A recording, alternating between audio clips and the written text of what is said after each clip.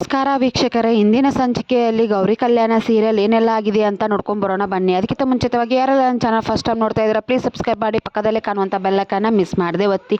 ಈ ಕಡೆ ತವ್ರ ಮನೆ ಕಷ್ಟಕ್ಕೆ ಆದಳು ಗೌರಿ. ತವ್ರ ಮನೆ ಕಷ್ಟಕ್ಕೆ ತೀರಿಸ್ಬೇಕಂತ ಗೌರಿ ಗಂಡ ಮನೆಯಿಂದ ತವ್ರ ಮನೆಗೆ ಹೋಗಿರ್ತಾಳೆ. ಬಟ್ ಅಲ್ಲಿ ಆಗಿದ್ದೇ ಬೇರೆ. ಏನಾಗಿದೆ ಅಂತಂದರೆ, ಗೌರಿ ಹೋಗಿದಂಥ ವಿಡಿಯೋ ಪ್ರತಿಯೊಂದು ಅನಿಕೇತ್ ಮಾಡಿಕೊಂಡಿರ್ತಾನೆ.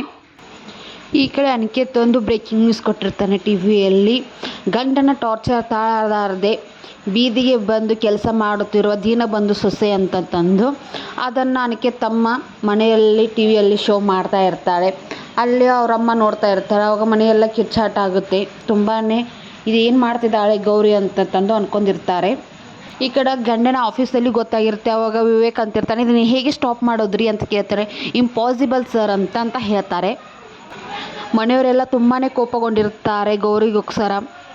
ಮನೆ ಮರ್ಯಾದೆ ಎಲ್ಲ ಮಣ್ಣಲ್ಲಿ ಹಾಕಿ ತುಳಿತಿದ್ದಾಳೆ ಗೌರಿ, ನಾವು ಬಿಡಲ್ಲ ಅಂತಂದು ಅವ್ರ ಹತ್ರ ತುಂಬಾ ಕೋಪದಿಂದ ರಿಮೋಟನ್ನು ತೆಳಗೆ ಹೋಗೋದು ಬಿಡ್ತಾಳೆ.